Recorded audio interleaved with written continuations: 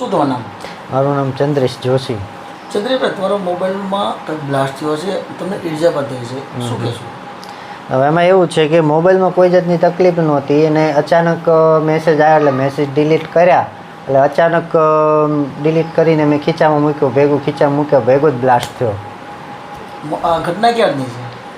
પ્રમ દિવસ સવારની 10-10:30ની આસપાસ. મોબાઈલ બ્લાસ્ટ થયો ત્યારે તમે ઘેરે હતા કે ક્યાં હતા? મારા કાકા ગુજરી ગયા હતા ને ત્યાં હું યોગીનગરમાં હતો, ત્યાં આ ઘટના બની. મોબાઈલ કેટલો જૂનો છે ને કઈ કંપનીનો છે? આશરે 5 વર્ષ જૂનો છે અને એમાંય કંપનીનો મોબાઈલ છે. તમે કીધું એમ કે મોબાઈલની અંદર પહેલાં મેસેજ આવ્યો, તમે મેસેજ જોઈને ખીચામાં નાખ્યો તરત બ્લાસ્ટ થયો. હા. ત્યારબાદ કોઈ મોબાઈલ ગરમ કે એવું કંઈ થયેલું? ના, કોઈ વસ્તુ નહીં. અહીંથી સવારમાં હું ત્યાં પહોંચ્યો જ તો હજી પહોંચ્યો અને આ વસ્તુ થઈ. તમને ક્યાં ક્યાં ઈજા થઈ છે?